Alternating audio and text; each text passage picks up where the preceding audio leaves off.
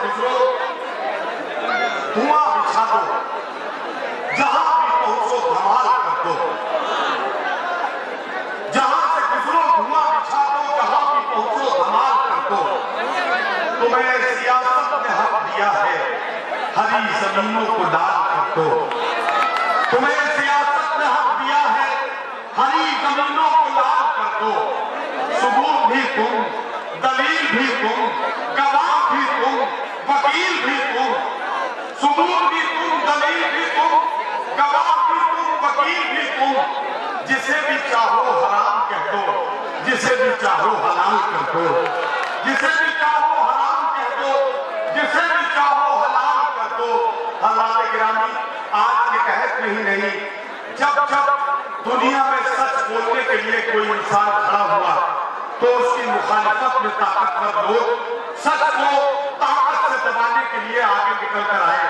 लेकिन सच मानिए, इस बात को आपको ऐसे मानना पड़ेगा कि सच हर हाल में, हर दौर में बोलना मुश्किल था, आज भी मुश्किल है। लेकिन आज एक नौजवान ने यह कसम खाई है कि सच को दुनिया के सामने लाया जाएगा।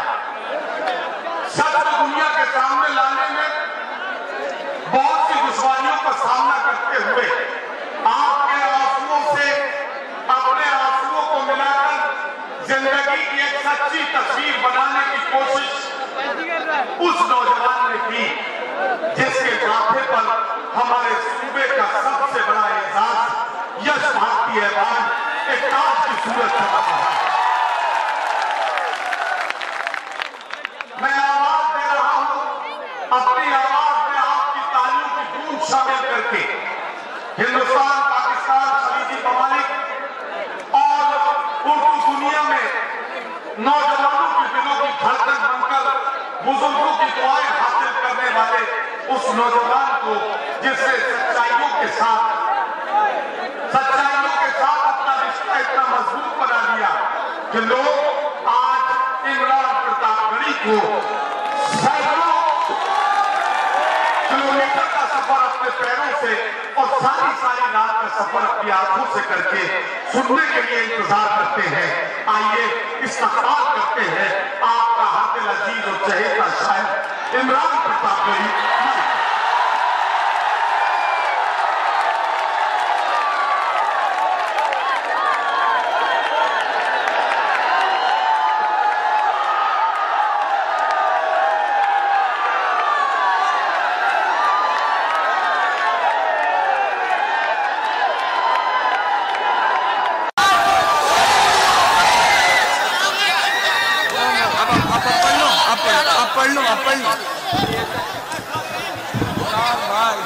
शुक्रिया। अब आप बैठ जाएं तो मैं वो काम भी कर लूं जिसके लिए आया हूं।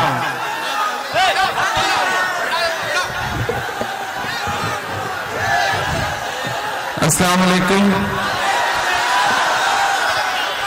बहुत शुक्रिया इस बेपनाह मोहब्बतों का, जो मोहब्बतें आपने दी हैं, जो खुलूस आपने दिखाया है, जो इस्तकबाल किया है, ये अपने आप में बहुत अनूठा है और शायद पूरे हिंदुस्तान में इस तरह इस मोहब्बत के साथ बहुत मुश्किल से कभी इस्तकबाल किसी का होता है। तो मैं सलाम करूंगा आपकी मोहब्बतों को और आइए अब वो सब काम करूं जिसके लिए यहां तक हाजिर हुआ हूं। अब अब्दुल्ला भाई आप बैठ जाएं, मेरे दोस्त बड़े भाई की तरह है वो, उनका हुक्म हुआ कि इमरान साहब हाजिरी लगानी है और मैं आपके बीच हाजिर हुआ। इधर जो लोग हैं उनसे गुजारिश करूंगा कि हाँ पीछे दिखाई पड़े ऐसे माहौल बना रहने दें।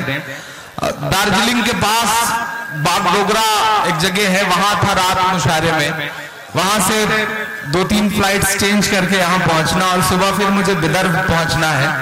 सुबह 5:30 बजे मुझे फ्लाइट पकड़नी है लखनऊ से, तो बहुत दुश्वारी भरा सफर रहा ये। लेकिन महमूदाबाद बुलाए तो फिर किसकी मजाल है कि वो आए ना। तो बहुत सलाम आपकी मोहब्बतों को। हम आप यहाँ खड़े होकर के पूरी रात मुशायरे में जिंदगी और जिंदगी से जुड़े हुए मसाइल पर बात कर रहे हैं, लेकिन पूरी जिम्मेदारी समझते हुए कानपुर के पास रेल हादसे में मारे गए 150 के आसपास लोगों के आत्मा की शांति के लिए दुआएं करते हुए 4 मिसरे पढ़ता हूं साहब। बहुत भयानक हादसा रहा है। अल्लाह खुदा उन मारे गए तमाम लोगों के घर वालों को हिम्मत दे, ताकत दे। मैं 4 मिसरे पढ़ता हूं साहब के। फिर नया झुंझुना थमाएंगे। आजादी के बाद पहली बार ऐसा हुआ है साहब कि पड़ोस में महज 280 किलोमीटर दूर, महज 280 किलोमीटर दूर 130 से ज्यादा लाशें पड़ी थी और इस देश का प्रधानमंत्री 280 किलोमीटर दूर खड़ा होकर के चुनावी भाषण दे रहा था।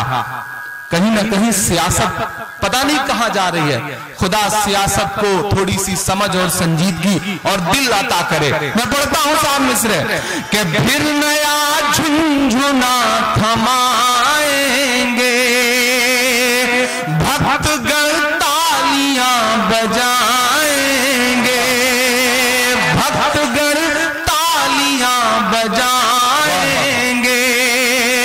जिनसे लोकल नहीं संभलती है, जिनसे लोकल नहीं संभलती है, वो बुलेट ट्रेन लेके आएंगे, वो बुलेट ट्रेन लेके आएंगे, वो बुलेट ट्रेन लेके आएंगे। बहुत शुक्रिया। ये महमूदाबाद है साहब, मेरी आंखों में आसपास बिस्वा, फतेहपुर और अच्छा तंबौर, अच्छा सब जो नाम आपने गिनाया वो सारे वहां के जो लोग यहाँ मौजूद हैं। मैं पूरी जिम्मेदारी से कह रहा हूं, नदीम भाई भी इस बात के गवाह हैं और तमाम शायर भी। मेरा ख्याल है कि पिछले 1-2 साल में इतनी ज्यादा भीड़ शायद ही जल्दी किसी मुशायरे में नजर आई हो। तो आप सबको बहुत मुबारकबाद, अब्दुल्ला साहब को, तुफैल साहब को और नरेंद्र वर्मा जी को भी बहुत मुबारकबाद। बार बार सारे शायर कह रहे थे कि वो यहाँ बैठे हुए हैं, वो यहाँ नहीं बैठे हैं, वो अपने एसी कमरे में सो रहे होंगे। उन्हें भी बहुत सारी दुआएं, उन्हें बहुत मुबारकबाद इस मुशायरे की कामयाबी के लिए। आइए 4 मिसरों से अपनी बात की शुरुआत करता हूँ। कोशिश करता हूँ आपको कुछ ताजा ताजा नया नया सुनाया जा सके। आप जिस शिद्दत से लाइए भाई इमरान, आप अपनी मर्जी से मैंने तो इसलिए ले लिया साहब कि ये mobile, WhatsApp, email, Facebook, Twitter का जमाना है। ऐसे वक्त में भी कोई चिट्ठी लेके आता है तो अच्छा लगता है कि वो रवायत जिंदा रखी जाए, इसलिए मैंने आगे बढ़ करके उसे ले लिया। आइए 4 मिसरों से अपनी बात की शुरुआत करता हूँ। बहुत अच्छा सुन रहे हैं आप, बहुत खुलूस से सुन रहे हैं। काले धन पे बहुत सारी बातें कही नदीम भाई ने आकर के उर्जित पटेल का जिक्र किया। मैं 4 मिसरे पढ़ता हूं साहब। मेरी आंखों के सामने जो लोग बैठे हैं वो क्या सोचते हैं, उनका दर्द क्या है। मैं 4 मिसरे पढ़ता हूं। कि कौन कहता है कि दिल में वतन नहीं रखते, कौन कहता है कि दिल में वतन नहीं रखते, तुम्हारी तरह से नफरत का मन नहीं रखते, तुम्हारी तरह से नफरत का मन नहीं रखते, नोटबंदी से डराओ ना हमें, हम वो हैं। अब यहां से वहां तक दुआएं देना। नोटबंदी से डराओ ना हमें, हम वो हैं। कौन कहता है कि मन में वतन नहीं रखते, तुम्हारी तरह से नफरत का मन नहीं रखते, नोटबंदी से डराओ ना हमें, हम वो हैं। ज़कात देते हैं हम, काला धन नहीं रखते, हम नहीं रखते। ज़कात देते हैं हम, काला धन नहीं रखते, कौन कहता है कि दिल में वतन नहीं रखते। मिनहाज अंसारी पिछले 36 दिन से गायब नजीब, अंडर ट्रायल 8 भोपाल में मारे गए कैदी और 60 से ज्यादा लाइन में मरे हुए लोग। मैं 4 मिसरे पढ़ता हूं साहब, मेरी अपनी कुछ जिम्मेदारियां हैं, मैं उन्हें निभाने की कोशिश करता हूं। जी भाई, ये हो सकता है कि शायर की भाषा थोड़ी सी कड़वी हो, शायर का लहजा थोड़ा सा तीखा हो, लेकिन मेरी अपनी कुछ जिम्मेदारी है। यहां तमाम जिम्मेदारान पढ़े लिखे लोग बैठे हैं, मीडिया के दोस्त बैठे हैं, सियासत से जुड़े हुए लोग बैठे हैं। मैं अपनी एक जिम्मेदारी निभाता हूं और एक बात आपसे बताता हूं कि संसद की सीढ़ियों से पहले प्रधानमंत्री पंडित जवाहरलाल नेहरू जी उतर रहे थे। उनके साथ उस वक्त के राष्ट्र कवि, बहुत बड़े कवि, बहुत बड़े शायर जिन्हें राष्ट्र कवि का दर्जा मिला था, रामधारी सिंह दिनकर जी उतर रहे थे। एकाएक नेहरू जी का पांव लड़खड़ाया, नेहरू जी गिरने को हुए कि दिनकर जी ने उनका हाथ थाम लिया। तो नेहरू जी ने दिनकर से कहा कि दिनकर जी आपका शुक्रिया, आपने मुझे गिरने से बचा लिया। तो दिनकर के जवाब को हम तमाम कलमकारों का जवाब समझा जाए। दिनकर जी ने कहा कि नेहरू जी, इस देश की सियासत के कदम जब जब लड़खड़ाएंगे, अदब और साहित्य हमेशा उसे सहारा देगा। मैं वही काम करने की कोशिश करता हूं, मैं वही आईना दिखाने की कोशिश करता हूं कि और कितना हमें बर्बाद करोगे साहिब, मैं कोशिश करता हूं नया नया सुनाऊं, आप मुहर लगा देंगे तो इंशाल्लाह पूरे हिंदुस्तान में सुना सकूंगा, पीछे तक आप सबकी शिरकत हो। कि और कितना हमें बर्बाद करोगे साहिब, क्या सितम और नया ईजाद करोगे साहिब, खुद के औलाद नहीं है तो बताओ इतना, कितनी माँ को बे औलाद करोगे साहिब, करोगे साहिब। वाह वाह, कितनी माँ को बे औलाद, वाह वाह करोगे साहिब, और कितना हमें बर्बाद करोगे साहिब, क्या सितम और नया ईजाद करोगे साहिब, खुद के औलाद नहीं है तो बताओ इतना, कितनी माँ को बे औलाद करोगे साहिब, करोगे साहिब। बहुत शुक्रिया, बहुत मोहब्बतें। इधर जो लोग खड़े हैं, हो सकता है इनकी बात थोड़ी देर में समझ में आए, लेकिन मैं इन्हें भी जगाने की कोशिश करता हूं। ये जो इलाका है अवध के आसपास का, यहाँ के लोगों के समझ में बात थोड़ी देर में आती है। नदीम भाई, वो यहाँ महमूदाबाद के एक डॉक्टर साहब थे, लखनऊ में क्लिनिक खोल रखी थी। एक दिन उनके पास एक आदमी एक पेशेंट लेके पहुंचा, बोला साहब ये जो मेरा भाई है, इसका पैर नीला पड़ता जा रहा है, लग रहा है जहर फैल गया है। डॉक्टर साहब ने आनन फानन में उसका पैर देख के कहा कि हाँ, जहर बहुत ज्यादा फैल चुका है, पैर काटना पड़ेगा। वो दोनों डर गए। उन्होंने कहा ठीक है डॉक्टर साहब, अगर आखिरी यही इलाज है तो कर दीजिए। डॉक्टर साहब ने ऑपरेशन थिएटर में ले जाके उसका पैर काट दिया, पट्टी वट्टी करके भेज दी। दूसरे दिन वो फिर मरीज आदम का बोला सब ये जो पैर है वो नीला पड़ना मुसलसल जारी है, कम नहीं हुआ। तो डॉक्टर साहब ने बहुत गौर से देख के कहा, अरे अरे गलती हो गई, इनको तो कुछ नहीं हुआ, इनकी तो लुंगी कलर छोड़ रही है। तो ये महमूदाबाद है साहब, ये थोड़ी देर में चीजों को समझता है, लेकिन फिर भी मैं कोशिश करता हूं कि आपको समझा सकूं और आपको बेदार कर सकूं। मैं पढ़ता हूं 4 मिसरे और साहब आपकी दुआएं मांगता हूं।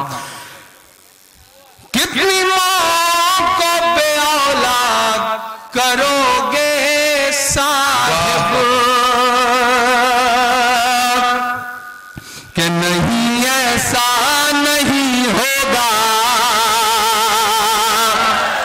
कभी ऐसा नहीं होगा। थोड़ा सा इको बढ़ा दीजिएगा। नहीं ऐसा नहीं होगा,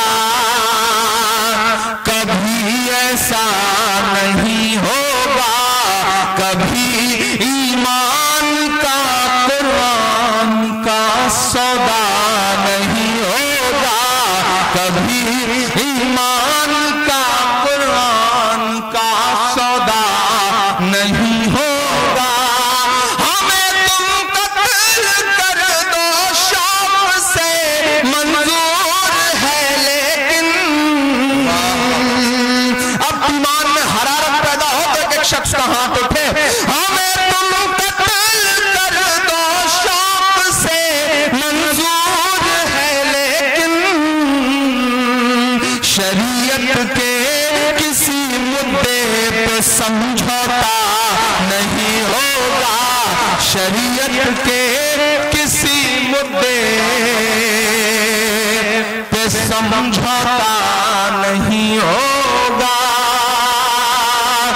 उत्तर प्रदेश के महोबा में तकरीर करते हुए साहब कहते हैं कि मैं मुस्लिम महिलाओं से, मुस्लिम बहनों से बहुत उनके प्रति मेरी हमदर्दी है, मैं उनका हक दिला के उनको रहूंगा, 3 तलाक के मसले पर मैं उनको इंसाफ दिलाऊंगा, तब मेरी जिम्मेदारी शुरू होती है। मैं 4 मिसरे पढ़ता हूं कि महज पीएम नहीं है आप उन मादी लफंगों के, जरा साहब और साथ पढ़े, मुझको जालिम का तरफदार नहीं लिख सकते, कम से कम वो मुझे लाचार नहीं लिख सकते, जहां हथेली पे लिए बोल रहा हूं जो सच, उसको इस देश के अखबार नहीं लिख सकते, उसको इस देश के अखबार नहीं लिख सकते।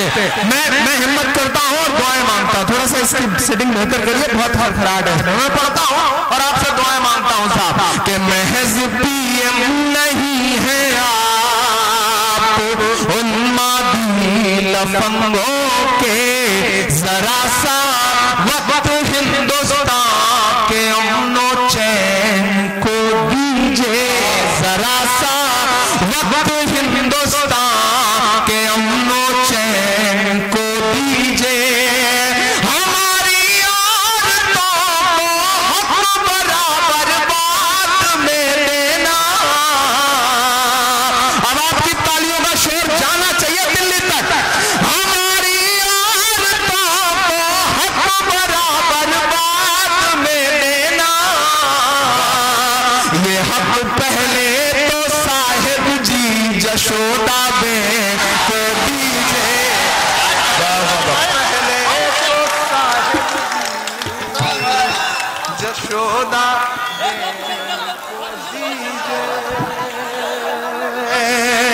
बहुत शुक्रिया, बहुत मोहब्बत है, बहुत खूबसूरत मुशारा है। लेकिन नदीम भाई मैं सोच रहा हूं अगले बार मंत्री जी से बात की जाएगी और ये मुशारा 2 दिन रखवाया जाएगा, एक दिन सिर्फ मुशारा होगा, एक दिन सिर्फ माला पहनाई जाएगी।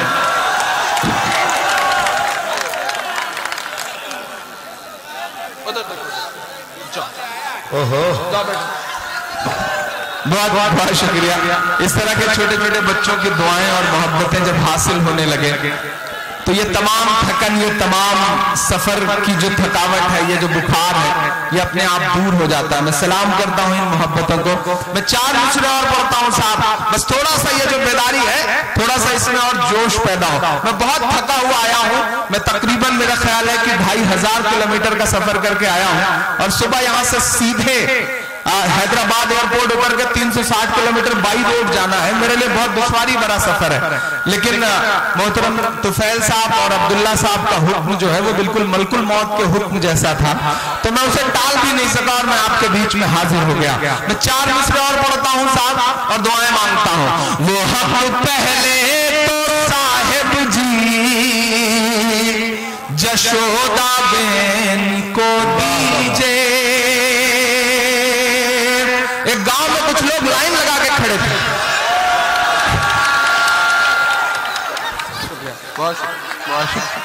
एक गांव में कुछ लोग बहुत लंबी से लाइन लगा के खड़े थे नदीम भाई जी। तो गांव से चलते हुए एक आदमी ने उससे कहा कि यार तुम्हारा बैंक तो शहर में है, तुम गांव में लाइन में क्यों लगे हो? तो उसने कहा कि बैंक तो शहर में ही है लेकिन लाइन गांव तक आ गई है। हालत ये हो गई है साहब कि घर में एक आदमी ने दरवाजा खटखटाया तो छोटे बच्चे ने दरवाजे से बाहर झांका और उसके बाद आवाज लगाई कि अम्मी देखो गेट पर कोई दाढ़ी वाले बाबा आए हैं। तो अम्मी ने कहा कि दरवाजा खोल दो बेटा, वो तुम्हारे अब्बू हैं, बैंक में लाइन लगा करके नोट बदलने गए थे, 6 दिन बाद वापस लौट पाए हैं, इसलिए दाढ़ी बढ़ गई है। ये हालत हो गई है साहब। अच्छा, लाइन में लगे हुए लोगों को भक्त मशवरे भी कैसे दे रहे हैं? कि देश हित में लाइन में लगिए। सीमा पर सैनिक, सरहद पर सैनिक -डिग्री टेम्परेचर में 3-3 दिन खड़ा रह सकता है, तो आप पैसा बदलने के लिए देश हित में लाइन में भी नहीं लगे रह सकते। एक मजबूत आदमी लाइन में लगा था, उसको गुस्सा चढ़ा हुआ था, सुबह से पलटा और 20 थप्पड़ मारा साहब को। तो साहब ने कहा कि यार मैं तो ऐसे बोल रहा था, आप तो हिंसा पर उतारू हो गए। तो उसने कहा ये बताओ, सीमा पर खड़ा हुआ सैनिक देश हित में गोली खा सकता है, तो तुम देश हित में 10-20 थप्पड़ भी नहीं खा सकते। ये हालत हो गई है साहब। कैसे कैसे तर्क गढ़े जा रहे हैं, कैसे कैसे बातें दी जा रही हैं। और मैं पूरी जिम्मेदारी के साथ इस माइक पर खड़ा होकर के बात कहता हूं कि हमें कबूल है आपका फैसला साहब, हम मानते हैं आपके फैसले को, हम आपके साथ खड़े हैं। लेकिन देश हित का ठेका सिर्फ जनता ने नहीं ले रखा है। अगर देश हित में सीमा पर खड़ा हुआ सैनिक गोली खा लेता है, कई दिन लाइन में खड़ा रह सकता है, तो आप भी ये याद रखिए कि वही सैनिक बिना अपनी वर्दी बदले 3-3 दिन तक सीमा पर खड़ा रह करके देश की हिफाजत करता है। आपको क्या जरूरत पड़ गई कि गोवा, कर्नाटक और महाराष्ट्र के 3 घंटे के सफर में आपने 3 कपड़े बदले? आप भी देश हित में अगर एक कपड़े में तीनों भाषण दे लेते तो क्या गलती हो जाती थी? देश हित का सेका ठेका सिर्फ हमने नहीं ले रखा है, आप भी देश हित दिखाइए। मैं 4 मिसरे पढ़ता हूं साहब कि पुराने हाल से बदतर सभी का हाल कर डाला, पुराने हाल से बदतर सभी का हाल कर डाला, कभी कश्मीर कर डाला, कभी भोपाल कर डाला, कभी कश्मीर कर डाला, कभी भोपाल कर डाला। कहाँ वादा था हर खाते में 15 लाख आएंगे, कहाँ वादा था हर खाते में 15 लाख आएंगे, कहाँ सब ले लिया हर शख्स को कंगाल कर डाला, कहाँ सब ले लिया हर शख्स को कंगाल कर डाला, पुराने हाल से बदतर सभी का हाल कर डाला। इतनी बड़ी तादाद में जमा हुए, इकट्ठा हुए लोग नरेंद्र वर्मा जी की मोहब्बतों में उर्दू की खिदमत के लिए ये खूबसूरत सा मुशायरा, डाइस पे बैठे हुए तमाम जिम्मेदारान लोग और इस पूरे भीड़, ये जो पूरी भीड़ इकट्ठी है, इसके बीच की आज जो सबसे खूबसूरत तस्वीर है, जो सबसे खूबसूरत लम्हा है इस प्रोग्राम का, उसका जिक्र जरूर करना चाहूंगा। ऐसा बहुत कम दिखाई पड़ता है नदीम भाई, और मुझे तो याद है कि ऐसा कहीं नहीं दिखाई पड़ा। ये खूबसूरत सा मजमा है और बीच में एक वर्दी भारी, मेरा ख्याल है शायद इंद्रजीत जी इनका नाम है, मैं सलाम करूंगा। ये इतना खूबसूरत मंजर है और वर्दी के एहतराम की इससे बड़ी कोई नजीर नहीं हो सकती साहब। इस मंजर के लिए एक बार जोरदार ताली आपकी बजनी चाहिए। मैं सलाम करूंगा कि पूरी रात इस मुशायरे को बेहतर बनाने के लिए और इस मुशायरे में कानून व्यवस्था, लॉ एंड ऑर्डर को दुरुस्त रखने के लिए रोजमर्रा के कारोबार में मंदी करा देगी, ये जनता है रुलाओ मत से तुम खून के आंसू। बहुत यकीन और बहुत सच्चाई का मिसरा है, ये जनता है रुलाओ मत से तुम खून के आंसू। अगर ये जिद पे आएगी तो नसबंदी करा देगी, अगर ये जिद पे आएगी।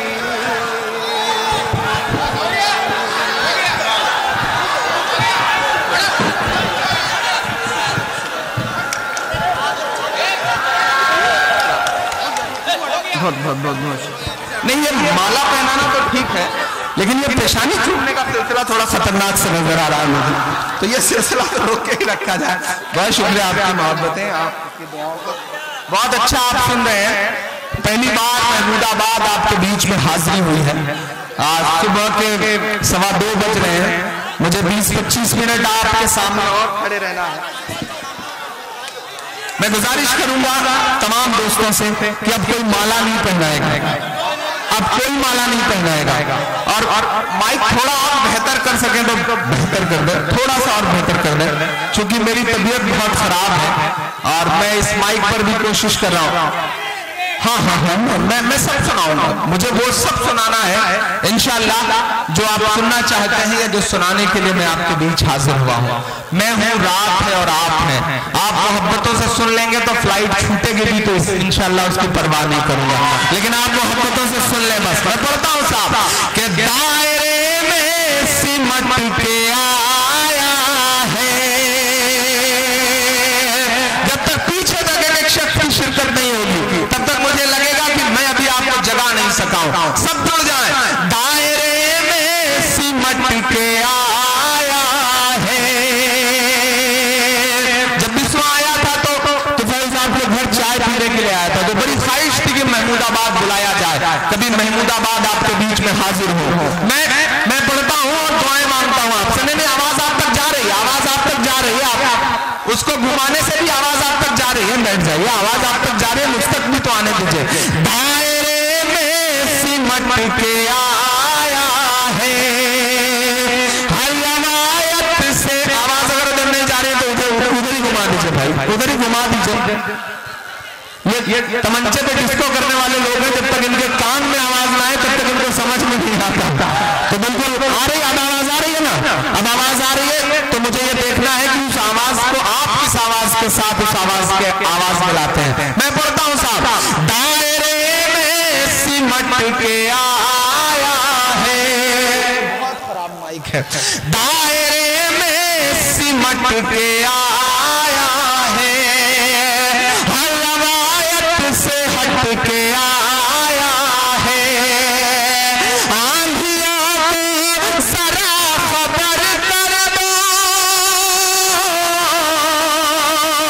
कुछ नफरत की आंधियां सुना तो मैंने कि चल रही है। मैं पढ़ता हूँ साहब, जिन्हें तकलीफ थी इमरान से, जिनको इमरान के आने से तकलीफ थी, इमरान मुझसे पढ़ता है और आपसे दुआएं मांगता है। मैं पढ़ता हूँ साहब कि हर रवायत से हट के आया है, आंधियों को जरा खबर कर दो,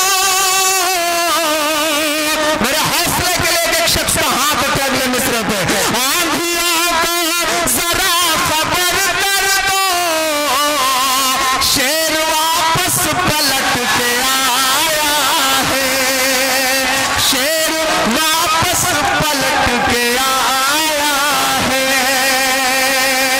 शेर वापस पलट के आया है।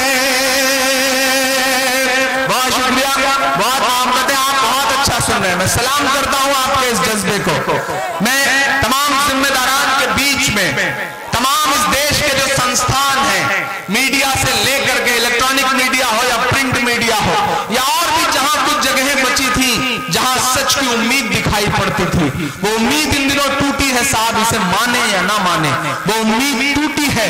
मैं सैल्यूट करूंगा रवीश कुमार को, जिन्होंने ये बताया कि हम सिस्टम से पूछ सके कि बागों में बहार है या नहीं है। मैं सैल्यूट करता हूं उस शख्स को जिसने पत्रकारिता में थोड़ा बहुत यकीन जिंदा रखा हुआ है, वरना हम आपके सामने कुछ सवाल उछालते हैं दोस्तों। 29 को लेकर के इस देश के अहम 29 सेना के जवानों को लेकर के तकरीबन 3 महीने से इस देश का एक विमान लापता है, लेकिन किसी ने पूछा, मैं आ रहा था तो मुझे सर्जिकल स्ट्राइक की मुबारकबाद देने वाले पोस्टर दिखाई पड़े, लेकिन उन 29 जवानों के गायब होने की क्रेडिट लेने के लिए, उनकी जिम्मेदारी लेने के लिए देश में कोई पोस्टर नहीं, कोई सुगबुगाहट नहीं, कोई बात करने तक को तैयार नहीं। क्या वो किसी माँ के बेटे नहीं है? उन पर कोई बात करने को तैयार नहीं है। देश हित में क्या वो 29 जवान कहाँ हैं?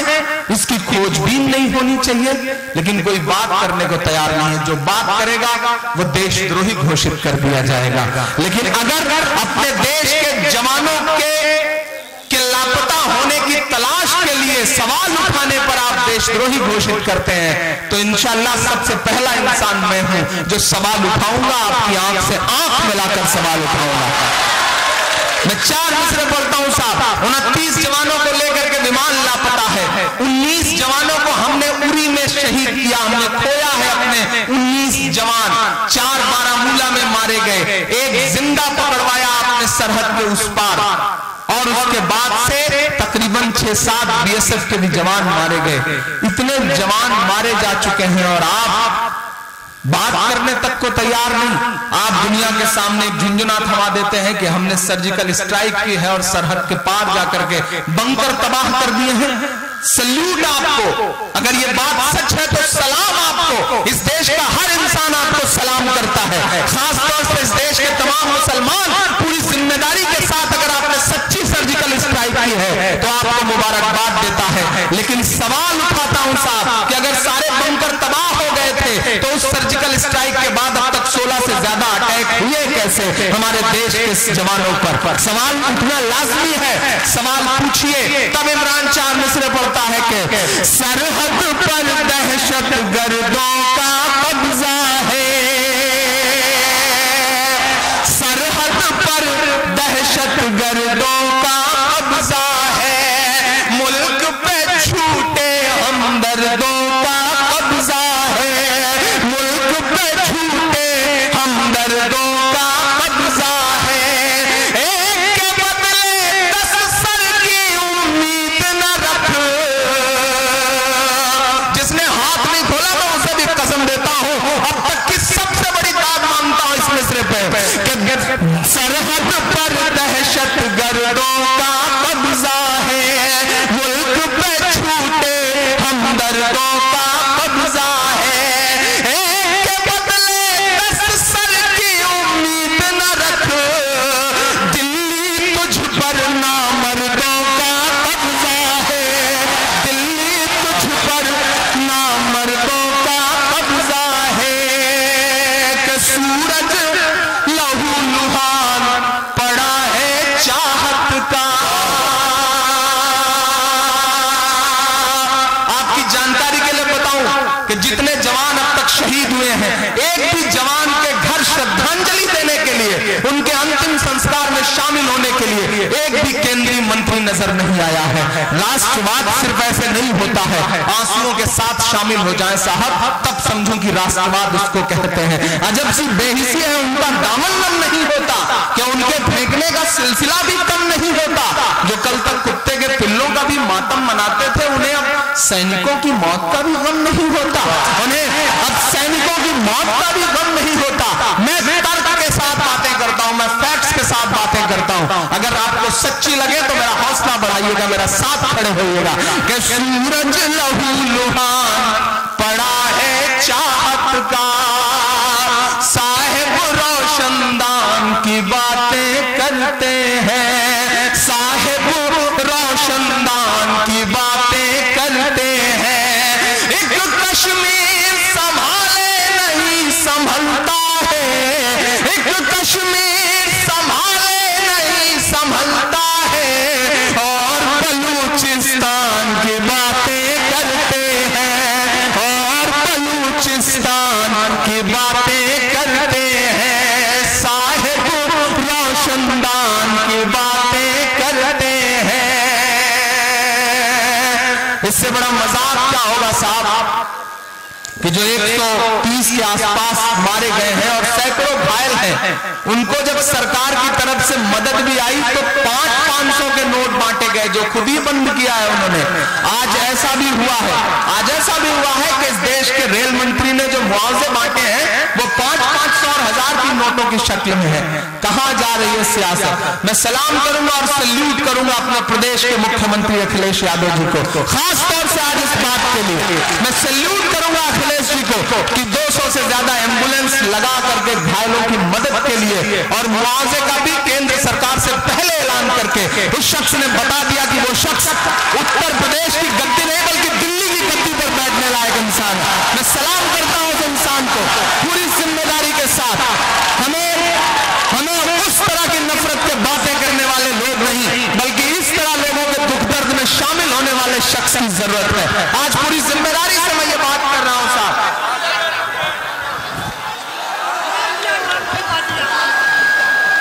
मैं चार मिसरे और पढ़ता हूं साहब। आखिर कहां ले जाना चाहते हैं आप हिंदुस्तान को? कौन सा हिंदुस्तान बनाना चाहते हैं आप? एक बार की इस देश की 86% करेंसी, मीडिया नोट करे मेरी इस बात को, 86% करेंसी है 500 और 1000 की नोट के रूप में हमारी मार्केट में। आपने एक झटके में टीवी की स्क्रीन काली होती है और आप नमूदार होते हैं टीवी पर और कहते हैं भाइयों बहनों आज से आप इसे रद्दी समझ लें। कैसा डर का माहौल बनाना चाहते हैं? जब खुद ही कह रहे हैं कि 52 दिन तक बदला जा सकता है तो फिर उसको रद्दी कैसे समझा जाए? जब खुद ही आप सहूलियत दे रहे हैं और फिर कह रहे हैं रद्दी समझ लिया जाए। पता नहीं कौन सा प्लान तैयार कर रखा है। और हाल ये है कि आज तो एटीएम से दिव्यांग नोट निकल रहे हैं साहब। किसी में छपाई खराब है, किसी में आधे नोट छप करके निकल रहे हैं। पता नहीं कौन सी तैयारी है। आम आदमी लाइन में लगा हुआ मर रहा है। 60 से ज्यादा मौतें हो चुकी हैं। इन मौतों का जिम्मेदार कौन है? कौन लेगा इनकी जिम्मेदारी? मैं इस देश की हुकूमत से मांग करता हूं कि जितने भी लोग लाइनों में लग के मरे हैं कम से कम उन्हें 50-50 लाख का मुआवजा दें आप। इसकी जिम्मेदारी आपकी बनती है। मैं 4 मिसरे पढ़ता हूं साहब, बहुत अच्छा सुन रहे हैं आप। इसी जोश इसी जुनून के साथ आप सुनते रहे। अगर आप ये कह रहे हैं कि वो देश हित में मरे हैं तो मैं भी कह रहा हूं कि देश हित में उनको शहीद का दर्जा दीजिए और कम से कम 50 लाख रुपए का मुआवजा दीजिए। और मैंने सुना है कि महमूदाबाद के भी कुछ लोग मरे हैं। मैं उनके दर्द में शामिल हूं, उनके गम में शामिल हूं और सरकार से इस बात के लिए मांग करता हूं। 4 मिसरे और पढ़ता हूं। जिस जुनून और जिस जोश के साथ सुन रहे हैं बस इसे थोड़ा सा और बढ़ाइएगा तो मैं इंशाल्लाह इस खराब माइक पर, खराब माहौल में, बुखार में भी आपकी थोड़ी देर और खिदमत कर सकूंगा। मैं पढ़ता हूं साहब रोशनदान की बातें करते हैं, एक कश्मीर संभाले नहीं संभलता है और बलूचिस्तान की बातें करते हैं। इतनी सारी सेनाएं हैं हमारे देश में साहब जो वक्त पर बड़ी बड़ी बातें करती हैं। उनका इस्तेमाल करिए, उनको प्रयोग में लाइए, उनका फायदा उठाइए। मैं 4 मिसरे पढ़ता हूं कि नफरत वाले मजदूरों को भेजो ना। मेरा सजेशन सही लगे तो आपकी दुआएं मिले। मैं पूरी जिम्मेदारी से एक बात कहता हूं दोस्तों, हमारे देश में कोई राम सेना है, कोई ये सेना है, कोई अली सेना है, कोई फलाने सेना है, कोई ढिकाने सेना है। मैं मांग करता हूं इस देश की सरकार से कि इस देश में जितनी सेनाएं हैं सब पे प्रतिबंध लगना चाहिए, बैन लगना चाहिए। इस देश में सिर्फ 3 सेनाएं रहेंगी, जल सेना, थल सेना और वायु सेना। इसके अलावा किसी सेना को रहने की इजाजत नहीं दी जानी चाहिए क्योंकि सबसे ज्यादा मुल्क का माहौल यही खराब कर रहे हैं। मैं पढ़ता हूं साहब कि नफरत वाले मजदूरों को भेजो ना। अगला काफिया मजा दे तो दुआ देना। नफरत वाले मजदूरों को भेजो ना, साध्वी प्राची सी हूरों को भेजो ना, साध्वी प्राची सी हूरों को भेजो ना। गाय के नाम पे जो आतंक मचाते हैं, मेरा सुझाव सही लगे तो उसके साथ अपनी तालियां शामिल करिएगा। गाय के नाम पे जो आतंक मचाते हैं, सरहद पर उन लंगूरों को भेजो ना, सरहद पर उन लंगूरों को भेजो ना। मैं आखिरी 4 मिसरे पढ़ के बहुत संजीदा सी नज्म जिसके लिए मेरे तमाम दोस्तों का हुक्म भी है। हाँ इंशाल्लाह मैं वही सुनाऊंगा। आपका हुक्म सराखों पर मैं उसे पूरा करूंगा इंशाल्लाह। मेरी तमाम ये बहुत खूबसूरत सा लम्हा है, मौका है, बात है कि एक बड़ी तादाद में हमारी खवातीन जो है वो भी मुशायरों में उनकी शिरकत बढ़ी है। ये एक अच्छी बात है कि वो पर्दे का एहतमाम करते हुए मुशायरा सुनने के लिए लोग आए हैं। उनकी मौजूदगी को सलाम। तुफैल भाई को एक बार फिर से बहुत मुबारकबाद। और 4 मिसरे और उसके बाद इंशाल्लाह एक नज़्म आपको सुनाता हूँ। आप जिस शिद्दत से सुन रहे हैं बस उसी तरह सुनते रहे कि अपने सभी प्यारों के नाम बदल डालो। कहां जाकर के अपने दिल का दर्द गाएं? कहां जाकर के अपनी बात कहें। इस देश के संविधान में, इस देश के कानून में, इस देश के आईन में पूरी तरह यकीन रख करके, विश्वास रख करके, ईमानदारी के साथ मैं एक बात कहता हूं, अभियान शुरू हुआ साहब की सड़कों के नाम बदल दो, हमारी इमारतों के नाम बदल दो।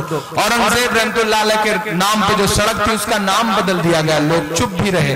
अभी सदन में एक साहब ने कहा कि अकबर रोड का भी नाम बदल दो। ठीक है साहब, आप हमसे जुड़ी इमारतों के नाम बदल देना चाहते हैं, लेकिन कितना मिटाएंगे, कहां तक मिटाएंगे? ये इमारतें तो वो इमारतें हैं साहब के अपने बनने के सैकड़ों साल भी इस देश के तरक्की में आज भी कितना बड़ा योगदान कर रही है। कभी इस पर भी गौर करिए, कभी इस पर भी गौर करिए। ताजमहल को देखने के लिए एक साल में 22.29 करोड़ रुपए का टिकट बिकता है, और वो टिकट से जो बिक्री होती है, वो जो पैसा आता है, वो इस मुल्क की तरक्की के लिए जाता है। अपने बनने के इतने साल में ताजमहल 22 करोड़ से ज्यादा का राजस्व दे रहा है। हुमायूं का मकबरा देखने के लिए 19.43 करोड़ रुपए का टिकट बिकता है। हुमायूं का मकबरा आज भी 19 करोड़ से ज्यादा का राजस्व इस देश के लिए दे रहा है। कुतुब मीनार को देखने के लिए 13.19 करोड़ रुपए का टिकट बिकता है। आखिर हमारी इमारतें अपने बनने के सदियों बाद भी इस देश की तरक्की में इतना बड़ा योगदान कर रही हैं, और आप हमसे हमारी पहचान छीन लेना चाहते हैं, हमारा नाम छीन लेना चाहते हैं। और जिन्होंने कहा कि अकबर रोड का नाम बदल दिया जाए, उनका नाम है सुब्रमण्यम स्वामी। ये बात मैं किसी गुस्से में नहीं कह रहा हूं, बस मैं वो जो दो चेहरा रखे हुए लोग हैं ना, उन दो चेहरों को पहचाने। इस देश के तमाम जिम्मेदार अमल पसंद लोग पहचाने कि ये कौन लोग हैं जो माइक पर कुछ और बोलते हैं और उनके घरों के कुछ हाल और हैं। जो सुब्रमण्यम स्वामी जो कहते हैं कि अकबर रोड का नाम बदल दो, उनका नाम है सुब्रमण्यम स्वामी, उनकी बेटी का नाम है सुभाषिनी, और उनके दामाद का नाम है नदीम हैदर। पहचानिए ऐसे चेहरों को, पहचानिए ऐसे चेहरों को, बेनकाब करिए ऐसे चेहरों को जो माइक पर कुछ और हैं, घर के अंदर कुछ और हैं, इस मुल्क के माहौल को खराब करने की कोशिशों में लगे। और पूरी जिम्मेदारी से आपसे एक बात कहता हूं कि आप इस मुगालते में बिल्कुल मत रहिएगा कि आपकी लड़ाई सिर्फ मुसलमान लड़ रहे हैं। नजीब की तलाश के लिए पिछले 36 दिनों में सबसे ज्यादा जिस शख्स ने लाठियां खाई हैं, उस शख्स का नाम है मोहित पांडे, वो जेएनयू का प्रेसिडेंट है। सलाम करिए ऐसे चेहरों को। मैं आपसे पूरी जिम्मेदारी से कह रहा हूं, मेरे सामने एक पूरी नई नस्ल बैठी है जिसकी जहनों की तरबियत होनी है। हम आप तमाम शायर जो उसके जहन में डाल देंगे, वो सुबह चौराहों पर बैठ करके और अपनी क्लासेज में जाकर के इसी बात पर तबसरा करेगी। मैं आपसे गुजारिश करता हूं कि ऐसे चेहरों को पहचानिए। इस देश में ये नफरत के नाम पर उछल कूद मचाने वाले लोगों की तादाद 10-12% से ज्यादा नहीं है।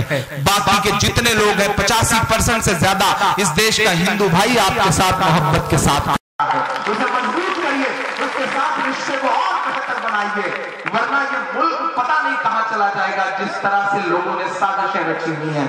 मैं सलाम करता हूं ऐसे लोगों को, और 4 दूसरे पढ़ता हूं उनके नाम वे कह रहे हैं कि अकबर रोड का नाम बदल दो, कि अपने सभी प्यारों के नाम बदल डालो, तारीखी यादों के नाम बदल डालो, तारीखी यादों के नाम बदल डालो। अकबर रोड का नाम बदलने से पहले यहां से वहां तक उठ जाए एक शख्स हाथ। अकबर रोड का नाम बदलने से पहले अपने दामादों के नाम, अपने दामादों के नाम बदल डालो, तारीखी यादों के नाम बदल डालो। एक नज़्म सुनाना चाहता हूं यहां पर दोस्तों आखिर में, और उसके बाद अगर आपने थोड़ी सी हिम्मत दी तो एक आधा और सुना दूंगा। एक ऐसी मां का दर्द आपको सुनाना चाहता हूं साहब, जो दिल्ली की सड़कों पर, दिल्ली की गलियों में, कभी जेएनयू के ब्लॉक पर, तो कभी जंतर मंतर पर, तो कभी इंडिया गेट पर घुसटती हुई बस मीडिया से, प्रशासन से, हुकूमत से, इस देश के अमन पसंद लोगों से बस एक बात कह रही है कि मुझे मेरा लाल वापस कर दो, मुझे मेरा बेटा वापस कर दो, मुझे मेरा नजीब वापस कर दो। मैं उस मां से मिलकर आया, मैं उस मां के आंसुओं के साथ शामिल रहा थोड़ी देर, जब मैं उस माँ से मिला तो मुझे मेरी अम्मी की याद आई। मुझे लगा उस माँ की जगह अगर मेरी अम्मी होती तो, अगर उस नजीब की जगह कोई इमरान होता, कोई राजेश होता, कोई अनिल होता, तो उसकी माँ की भी हालत वही होती जो उस माँ की हालत है। मैं उस माँ के आंसुओं में इस देश की 125 करोड़ में जितनी माएँ हैं, आवाम जो है 125 करोड़, मैं अनुमान लगाता हूं कि 30-35 करोड़ जो भी माएँ हैं, मैं उन सबका दर्द शामिल करते हुए, उनके आंसुओं को शामिल करते हुए नज़्म आपकी अदालत में रख रहा हूं। बहुत संजीदगी से आपने पूरी रात इस मुशायरे को सुना है, हंगामे भी किए हैं, लेकिन अब मैं चाहता हूं कि मेरे आंसुओं के साथ थोड़ी देर सफर करेंगे तो इंशाअल्लाह मुझे अच्छा लगेगा। मैं नज़्म शुरू करता हूं और आपसे दुआएं मांगता हूं। साहब सुना था कि बेहद सुनहरी है दिल्ली, समंदर सी खामोश गहरी है दिल्ली। सुना था कि बेहद सुनहरी है दिल्ली, समंदर सी खामोश गहरी है दिल्ली, मगर एक माँ की सदा सुन न पाए तो लगता है गूंगी है, बहरी है दिल्ली। जरा आप और शामिल होंगे। बहुत रोया था मैं इस नज़्म को कहते हुए। मैं उनसे मिलकर लौट रहा था नजीब की अम्मी से, मैं गाड़ी में बैठ के लौट रहा था तो मेरे जहन में उस वक्त ये नज़्म आई थी। मेरे पास कोई कलम कागज नहीं था कि मैं उस पर नोट कर सकता। मैं मोबाइल के इनबॉक्स में टाइप करके रख रहा था और बार बार मेरे आंखों से मेरे मोबाइल की स्क्रीन धुंधली पड़ती थी और फिर साफ करके फिर ये नज़्म कहता था। मैं बहुत रोया इस नज़्म में। मैंने सफर किया है उस माँ के साथ, मैं उस माँ के साथ प्रोटेस्ट में शामिल रहा हूँ और आज फिर से खास तौर से मैं 3 अहम लोगों का शुक्रिया इस मैटर पे अदा करना चाहूंगा। मैं शुक्रिया अदा करूंगा दिल्ली के मुख्यमंत्री अरविंद केजरीवाल साहब का। उस दिन जब नजीब की अम्मी को दिल्ली पुलिस घसीटते हुए अपने आकाओं के आदेश पर घसीटते हुए इंडिया गेट से ले जाती है तो पहला शख्स अरविंद केजरीवाल है जो मायापुरी थाने में जाकर बैठ जाता है मुख्यमंत्री होते हुए और कहता है कि जब तक आप नजीब की अम्मी को नहीं छोड़ेंगे मैं थाने से नहीं जाऊंगा। मैं सलाम करूंगा उस शख्स को। ट्विटर पर मुझे इनबॉक्स में मैसेज करते हैं और उसके बाद अपना नंबर छोड़ते हैं, पहले इनसे बात होती है तो वो कहते हैं कि इमरान हालात बहुत बुरे हैं, मैं थाने पहुंच रहा हूं, देखता हूं मेरे साथ क्या सुलूक होता है। एक मुख्यमंत्री कहता है। मैं उसके बाद दूसरा सैल्यूट करूंगा। उसके दूसरे दिन मुझे याद है कि मैंने धर्मेंद्र यादव जी को जो मेरे विश्वविद्यालय में मेरे साथी रहे हैं, मुझसे 1 साल सीनियर हुआ करते थे, वो चूंकि बदायूं के सांसद भी हैं, नजीब उसी बदायूं का है, तो मैं धर्मेंद्र जी को मैसेज करता हूं कि धर्मेंद्र भाई इस तरह का मसला है, पूरा देश देख रहा है कि आपका स्टैंड क्या है, आप क्या बोल रहे हैं, आपके लोकसभा क्षेत्र का है वो लड़का। और वो दिन में 2 बजे मैसेज और शाम को 8 बजे उनकी कॉल आती है कि इमरान नजीब की अम्मी के साथ बैठा हूं और मैं कल जा रहा हूं महामहिम लेफ्टिनेंट गवर्नर नजीब जंग से मिलने के लिए, मैं जा रहा हूं गृह मंत्री से मिलने के लिए। और दूसरे दिन वो नजीब की अम्मी को लेकर के गए भी। मैं सलाम करूंगा धर्मेंद्र यादव जी को जो इस लड़ाई में उनके साथ खड़े हैं। और तीसरा सैल्यूट उस शख्स को कि आज नजीब की मां को बुला करके इस प्रदेश के यशस्वी मुख्यमंत्री अखिलेश जी ने भी अपने साथ उन्हें दिखाया और कहा मैं इस लड़ाई में आपके साथ खड़ा हूं। हिंदुस्तान ऐसे ही बनता है। मैं दिल्ली में बैठे हुए सियासतदानों से बताना चाहता हूं कि नहीं साहब, हिंदुस्तान आपकी जहरीली तकदीरों से नहीं बनता है। मैं महमूदाबाद में खड़ा होकर के ये बात कह रहा हूं कि हिंदुस्तान किसी तोगड़िया की जहरीली तकदीर से नहीं बनता है, हिंदुस्तान किसी बुखारी साहब के पटों से भी नहीं बनता है। अरे हिंदुस्तान तो उससे बनता है कि जब मुंबई अटैक में मारे गए दहशतगर्दों को दफनाने की बात आती है तो पूरे मुंबई का मुसलमान इकट्ठा होकर के लिख करके हुकूमत को देता है कि हम अपनी कब्रिस्तानों में दहशतगर्दों को दफनाने की इजाजत कर देंगे। हिंदुस्तान उससे बनता है। मैं उस हिंदुस्तान का ख्वाब देख रहा हूं। अरे हिंदुस्तान तो उससे बनता है कि विश्व कप में पाकिस्तान के खिलाफ मैच होता है, चाहे पहले बल्लेबाज कामरान अकमल को आउट करना हो या आखिरी बल्लेबाज मिसबाहुल हक को गेंद देकर के जब जहीर खान दौड़ते हैं, हिंदुस्तान तो उससे बनता है साहब। मैं मैं नज़्म पढ़ता हूँ और आपसे दुआएं मांगता हूँ साहब कि सुना था कि बेहद सुनहरी है दिल्ली, समंदर सी खामोश गहरी है दिल्ली, मगर एक माँ की सदा सुन न पाए, मगर एक माँ की सदा सुन न पाए, तो लगता है गूंगी है बहरी है दिल्ली, वो आंखों में अश्कों का दरिया समेटे, वो उम्मीद का एक नजरिया समेटे, वो आंखों में अश्कों का दरिया समेटे, वो उम्मीद का एक नजरिया समेटे,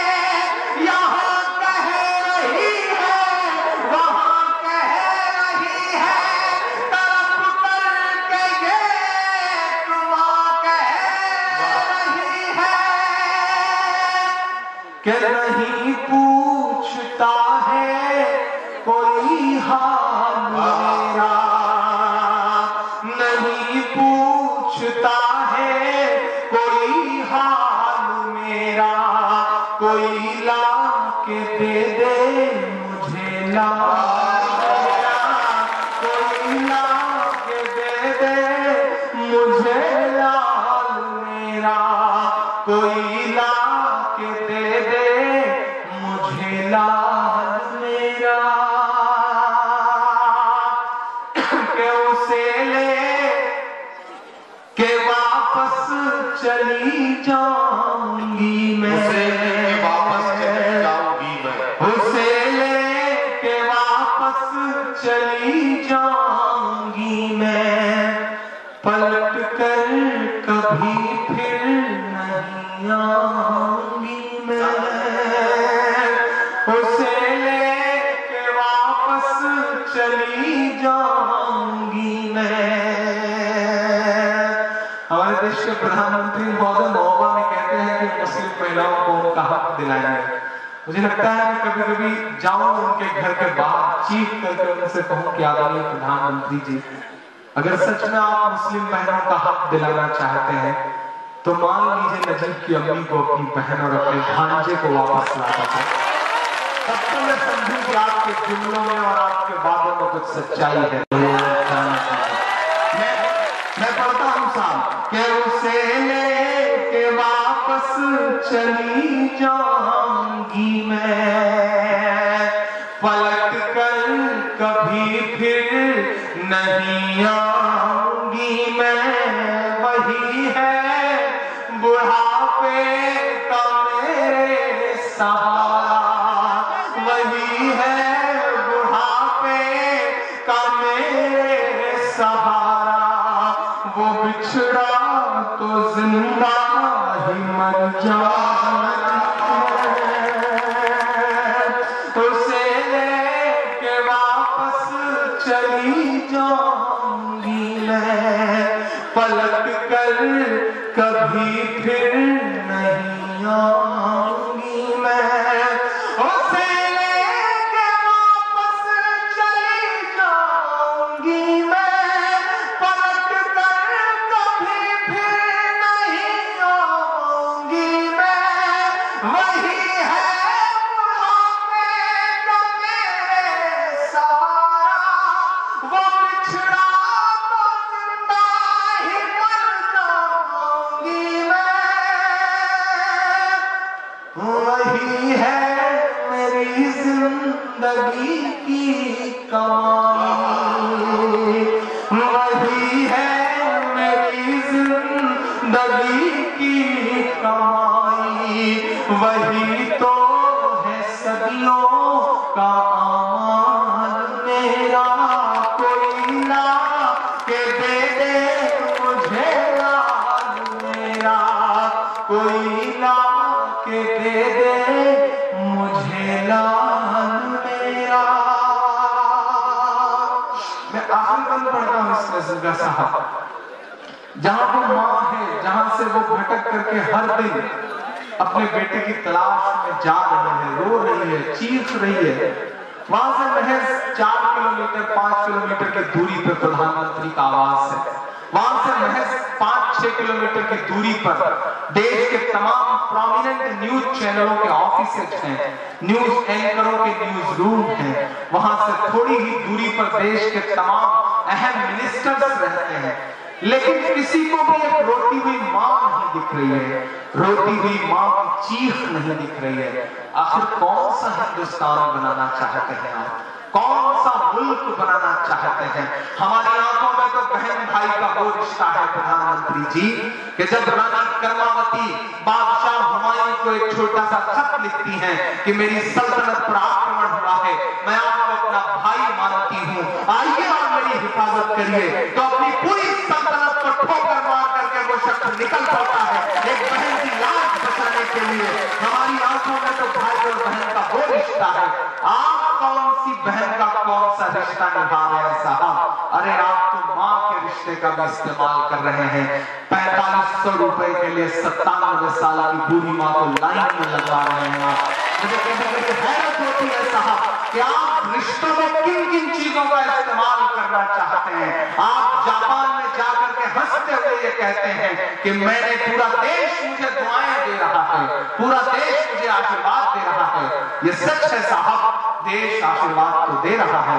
उस आशीर्वाद के कुछ वीडियो हम सब के व्हाट्सएप पे आए हैं, आप सुन लीजिए तो आपके कानों में ऐसा लगेगा कि पिघला हुआ शीशा उड़ेला जा रहा है। देश किस तरह आशीर्वाद दे रहा है आपको, जिनके बच्चे मर जा रहे हैं, जिनकी शादियां नहीं हो पा रही हैं, जो अस्पतालों में है और उनका पुराना नोट नहीं लिया जा रहा है। हद तो यह है कि कोलकाता हाई कोर्ट का जज ये कहता है कि मेरे बेटे को डेंगू हुआ है और मुझसे पैसा नहीं लिया जा रहा है। कौन सा हिंदुस्तान बनाना चाहते हैं? यही है देश हित साहब। फर्जी आंसू छलकाना पड़ जाए ये अमाल न कर, फर्जी आंसू छलकाना पड़ जाए ये अमाल न कर। पहले ही जज्बात नहीं है, खुद को और कंगाल न कर। वोट के नाम पे, वोट के नाम पे खूब सियासत कर, लेकिन माँ जैसे पाकीज़ा रिश्ते का तो इस्तेमाल न कर, माँ जैसे पाकीज़ा रिश्ते का तो इस्तेमाल न कर। मैं आखिरी बंद पढ़ता हूँ साहब, सियासतदानों से जो शिकायत है वो अपनी जगह है, उनकी बेइज्जती अपनी जगह है, लेकिन मुझे हैरत तो यह है कि अपने न्यूज रूम में बैठ करके जो लोकतंत्र का चौथा खंभा है, जो जमहूरियत का चौथा पिलर है, यानी कि मीडिया, यानी कि पत्रकारिता, वो क्या कर रही है? नाग और नागिन की खबरें चलाने वाले जेड सिक्योरिटी लेकर के अपने न्यूज रूम में बैठे हुए तिहाड़ से लौटे हुए वाई कैटेगरी प्राप्त न्यूज एंकर नाग और नागिन की खबरें चला रहे हैं, लेकिन एक माँ के आंसू नहीं दिख रहे हैं और वो कहते हैं कि यही पत्रकारिता है। मैं आखिरी बंद पढ़ता हूँ साहब और आपसे दुआएं मांगता हूँ। ये टीवी के एंकर कहाँ मर गए हैं, ये टीवी के एंकर कहाँ मर गए हैं, ये गांधी के बंदर कहाँ मर गए हैं। जरा सा और जोर की तालियां बजनी चाहिए। उनके कानों पे, उनकी आंखों पे पैसे का बहुत बड़ा चश्मा चढ़ा है, उसे हिलाने के लिए तालियों का शोर और बुलंद होना चाहिए। मैं पढ़ता हूं साहब, ये टीवी के एंकर कहाँ मर गए हैं, ये गांधी के बंदर कहाँ मर गए हैं।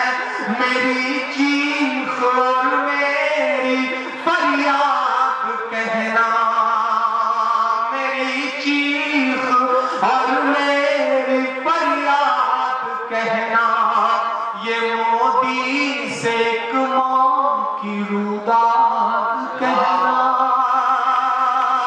मेरी चीख और मेरी फरियाद कहना, ये मोदी से एक माँ की रुदाद कहना। कहीं झूठ की शख्सियत बह न जाए, पूरी नज़म का हासिल है मेरे ये 4 मिसरे, और न जाने क्यों बहुत यकीन है, बहुत यकीन के साथ मैंने कहा है मिसरों को। आंसुओं में डूबे हुए मिसरे हैं और आंसू अपना असर जरूर दिखाते हैं निशान मिट गए उनके, उन्हें पता भी नहीं कि वो कहां चले गए। कुदरत जो ऊपर बैठी है उसका इंसाफ बहुत बुरा है। मैं पढ़ता हूं, आपसे दुआएं मांगता हूं साहब, कहीं झूठ की शख्सियत बह न जाए, ये नफरत की दीवार छत बह न जाए। समेटिएगा अपने गुस्से को, समेटिएगा अपने जुनून को, और चौथे मिसरे तक पहुंचा दीजिएगा, दिल्ली से लेकर के पूरे हिंदुस्तान में मेरे मिसरों को। मैं पढ़ता हूं, मुझे ये लगे कि मेरे आंसू जाया नहीं हुए हैं, मेरे आंसू का हक अदा किया है आपने। कहीं झूठ की शख्सियत बह न जाए, ये नफरत की दीवार छत बह न जाए, है दुआ के अश्कों का सैलाब साहिब। वो वीडियो आप सबने भी देखा होगा, जब घिसटती हुई मां कह रही थी कि मुझे चाहे जितना मार लो, मुझे चाहे जितना पीट लो, आप कहो तो मैं अपनी पूरी जायदाद बेच करके दे सकती हूँ, लेकिन मुझे मेरा बेटा वापस कर दो। उसकी चीख को महसूस करो सियासत के चेहरों, वरना किसी का शेर है, तुफैल चतुर्वेदी एक शेर कहते हैं कि बुलंदी का नशा सिंकों के जादू तोड़ देती है, हवा उड़ते हुए पंछी के बाजू तोड़ देती है। सियासी भेड़ियों, थोड़ी बहुत गैरत जरूरी है, तवायफ तक किसी मौके पे घुंघरू तोड़ देती है,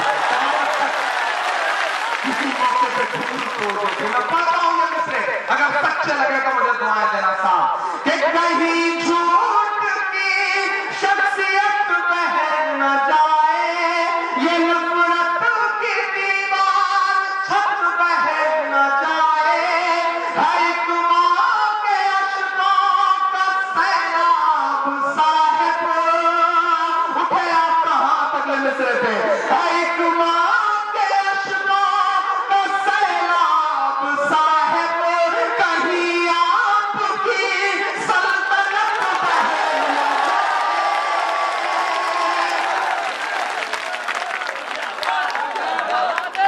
उजड़ सा गया है गुलिस्तान वतन का। नदीम भाई जुल्म से पहले भी था, हमने आपने सबने बर्दाश्त किया, सब बर्दाश्त करें। हर आम आदमी, वो हिंदू या मुसलमान हो या सिख हो या ईसाई हो, ज्यादती और जुल्म बर्दाश्त कर रहा है। इससे पहले भी जुल्म था, ज्यादती थी, लेकिन आज जो गंगई सड़कों पर उतर आई है ना, ये नहीं थी इससे पहले। इसके खिलाफ लड़ना है, इसे दुरुस्त करने की, इसे संभालने की जिम्मेदारी हम सबकी है। ये मुल्क हमारा है, ये मुल्क हमारा है, हमारा रहेगा इंशाअल्लाह।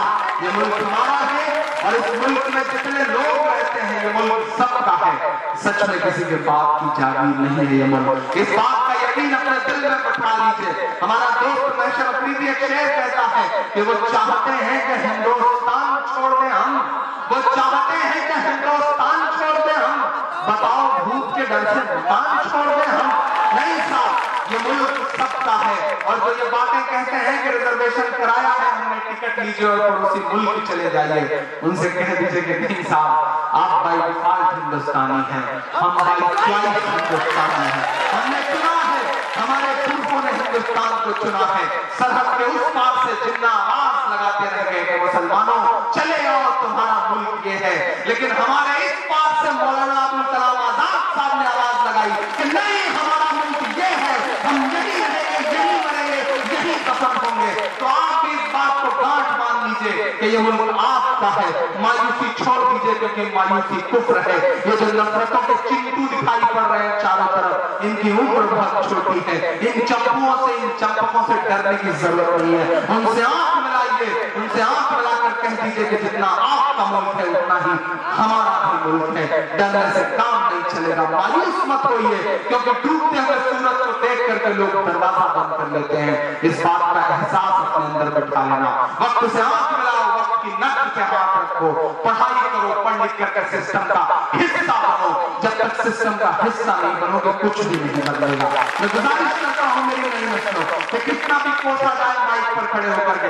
नदीम भाई और हम भी इस बात की मुसलसल मुहिम चला रहे हैं। मैं आपसे गुजारिश करता हूं कि मुशायरे का मकसद ये नहीं है कि तफरीह हो जाए, सुबह चाय की दुकान पे बैठ करके आप ये कहें कि बिहारी लाल ने तो बहुत मजा लगाया, रुखसार ने तो मोहब्बत के बहुत अच्छे शेर पढ़े, अब्दुल्ला का मुशायरा बहुत कामयाब हुआ, इमरान ने आपके जज्बातों को झकझोर के रख दिया, नदीम ने बहुत अच्छी निजामत करी।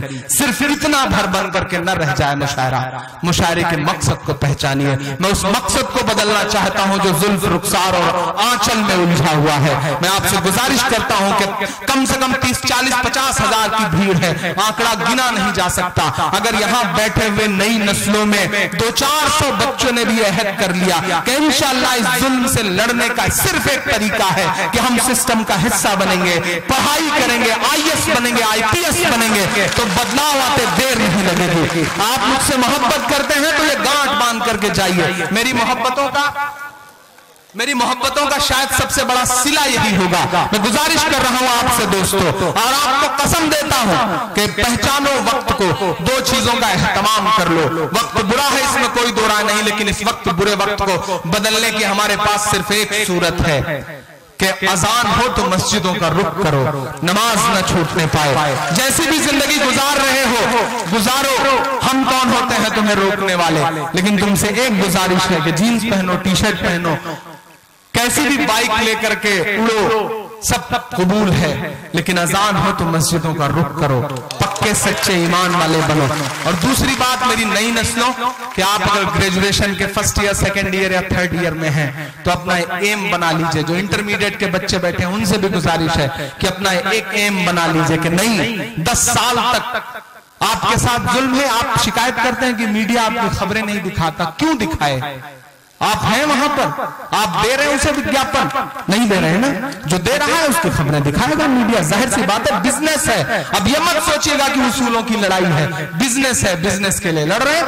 आप वहां रहेंगे तो अपनी खबरें आप भी दिखाएंगे, अपने हक के लिए लड़ सकेंगे। आपसे गुजारिश है कि आइए वहां पर, मैं आपको दावत देता हूं, 3-4 चीजों को टारगेट करिए, मीडिया का हिस्सा बनिए, जुडिशरी का हिस्सा बनिए, पढ़ाई करिए, लॉ की एडवोकेट बनिए, और सबसे बड़ी बात ब्यूरोक्रेसी का हिस्सा बनिए, IAS बनिए, IPS बनिए। थाने में एक सिपाही तुम्हारे नाम का आता है तो कॉन्फिडेंस बढ़ता है कि नहीं बढ़ता? जिस जिले में तुम डिस्ट्रिक्ट मजिस्ट्रेट बन करके बैठोगे, सुपरिंटेंडेंट आप पुलिस बन करके बैठोगे, उस दिन कॉन्फिडेंस बढ़ेगा कि नहीं बढ़ेगा? मुल्क के सिस्टम का हिस्सा बनो, मुल्क के सिस्टम को सुधारने की कोशिश में जो ईमानदार अफसरान हैं उनके साथ कदम से कदम मिलाओ। इस मुल्क में बहुत अच्छे लोग हैं, उनको पहचानो, उनको मजबूत करो। मैं आखिरी बंद पढ़ करके अपनी जगह लेता हूं साहब।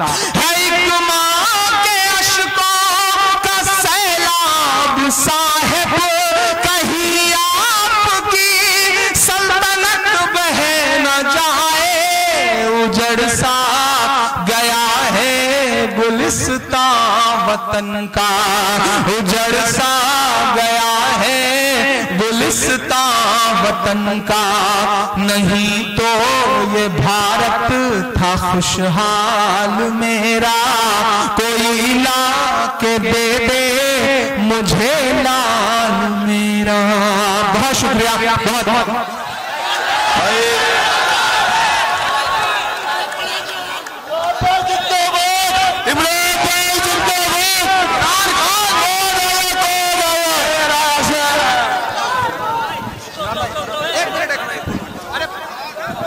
अरे अभी आप लोग जाइए नहीं, इमरान भाई और पढ़ेंगे, बैठ जाओ आप लोग। अभी इमरान भाई और पढ़ेंगे, नदीम चाचा आप बैठ जाइए। देखिए आजाद का मुशायरा आपका है, एक मिनट आप खत्म हो जाएगा और आप चाहेंगे तो इमरान से कुछ और सुन। आप जहां है जैसे ऐसे खड़े रहे तो मैं एक नज़्म नहीं और सुना देता। सुनना चाहते हैं, सुनने का मूड है तो एक बार ताली बजा करके मुझे हुक्म दीजिए, मैं एक नज़्म आपको और सुना। भाई पहले, लेकिन पहले 2.5 के लोग पीछे चले, पीछे चले, पीछे चले, सारे लोग पीछे चले। उसके बाद आप इन्हें मजबूर करेंगे, लोग थोड़ा और गैप बनाए। भाई आप बस थोड़ा और पीछे चले भाई, पढ़ लो उसके बाद गले और थोड़ा और पीछे। भाई इधर के लोग खड़े हैं, खड़े नहीं, कोई दिक्कत नहीं, आप खड़े हैं, मैं इंशाल्लाह खड़े खड़े सुनाऊं। लेकिन 2.5 के लोग जब तक नहीं बैठेंगे तब तक नहीं सुनाऊं। नदीम में थोड़ी देर बैठ जाए, मेरे साथ ही चलेंगे, आप मैं जान रहा हूं। बैठिए आप लोग, जब तक बैठ नहीं जाएंगे नहीं सुनाऊंगा, बैठ जाइए आप लोग। मैं एक नई नज़्म सुनाता हूं आपको, बिल्कुल ताजा ताजा, जो 2.5 पर बैठ करके। हाँ हाँ हाँ हाँ, मैं एक नई नज़्म आपको सुनाना चाह रहा हूँ, मेरी ख्वाहिश है, लेकिन उसके लिए जरूरत यह है कि आप थोड़ा सा बेदार हो जाए। इसके लिए चांद इसलिए पड़ता है। भाई डाइस वाले चुप होंगे आप लोग, आप थोड़ा सा बेदार हुए। देखिए आप इससे पहले तक, ए भाई इधर लोग बैठिए, उधर लोग देख रहे हैं, उधर खवातीन, आप बैठे, इधर के लोग बैठ जाएं, उधर के लोगों को भी सुनने देना, आगे के दोस्त तो खड़े हैं, इधर डाइस के लोग बैठ जाएं और थोड़ा सा पीछे बैठ जाए। मैं पढ़ता हूं। अब तक जो कुछ पढ़ा है वो तो मैंने अपना हक अदा किया है, अब आपकी मोहब्बत में पढ़ रहा हूं। इस हाल में भी आपकी मोहब्बत में पढ़ रहा हूं। गाड़ी थोड़ी सी तेज भगा के इंशाल्लाह पहुंच जाऊंगा, ये वादा कर रहा हूं। भाईजान आप बैठ जाए, पढ़ूं मैं। 17 को तंबा और मुशायरा था। आसिफ शान मेरा दोस्त है, मैं वहां नहीं आ सका क्योंकि मैं बाहर मुशायरे में था। हाँ वो भी पढ़ देंगे ना, पहले नई नज़्म सुन लीजिए ना, पहले नई सुन लीजिए, उसके बाद हम मुसलमान सुना देंगे, फलस्तीन सुना देंगे, कश्मीर सुना देंगे, जो कहोगे सब सुना देंगे, मदरसा सुना देंगे। कि चाय चाय करते थे, गाय गाय करते हैं, चाय चाय करते थे।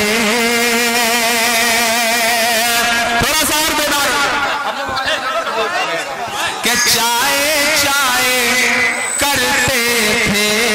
माइक बचा रहने दे ताकि पढ़ तो सकूं कम से कम। भाई थोड़ी देर व्यवस्था देखिएगा।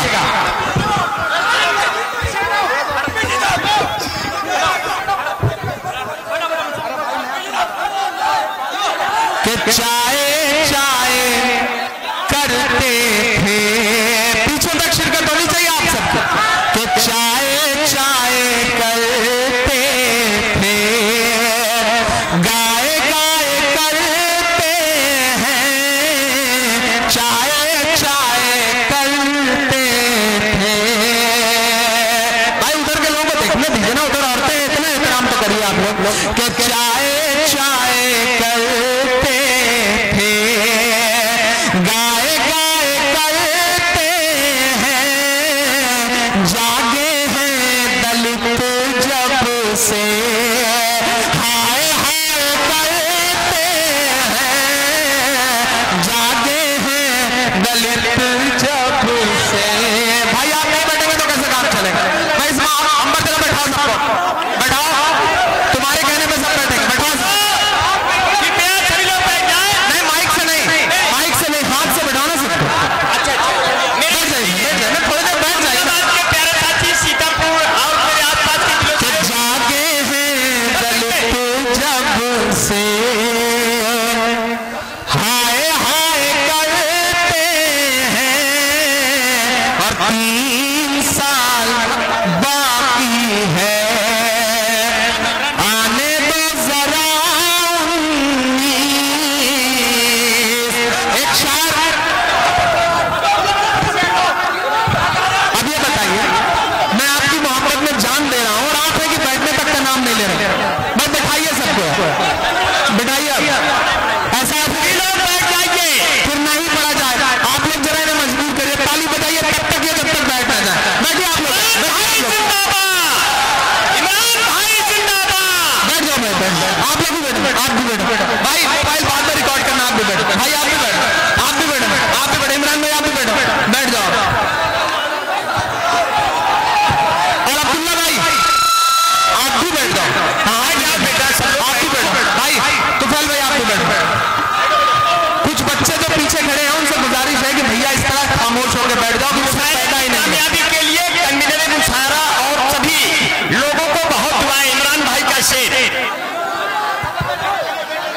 थानाध्यक्ष साहब आपके बीच में आ गए हैं और बहुत खुश हैं। कि चाय, मैं सलाम करूंगा इंद्रजीत जी, शायद इंद्रजीत जी नाम है इनका। ये इनकी मोहब्बत है कि देखिए किस तरह वो यहाँ पर, उन्हें डाइस पे ले लीजिए, तो डाइस पे आके आप सब बैठाइए। थानाध्यक्ष साहब को और ये सर पर रहने दीजिए, सर व्यवस्था के लिए, और इनके सभी साथियों को, स्टाफ को बहुत बधाई देती है।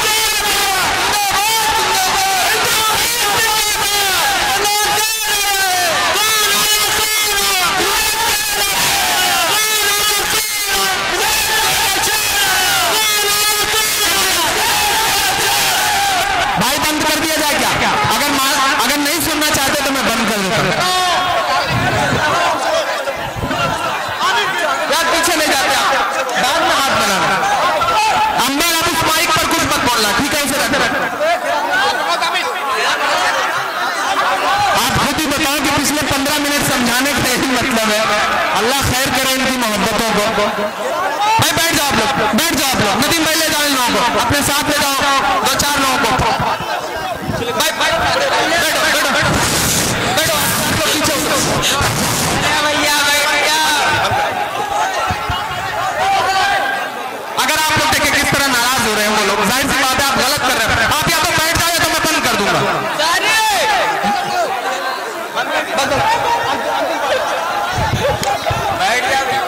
क्या 3 साल बाकी है? अगर आज तक आपको ये सलीका नहीं आ सका कि आप खुद मोहब्बतों से पेश ना आए तो कैसे काम चलेगा? सारे लोग डाइस पे बैठ जाएं, अगर नहीं बैठ जाएंगे तो मैं बंद कर दूंगा, मैं प्रॉपर बंद कर दूंगा। आप लोग बैठ जाए वरना बंद कर। बैठिए बैठिए ना, बैठिए ना, आप बैठिए, आप बैठिए। अंबर बैठो, अंबर तुम भी बैठो, भाई बैठिए।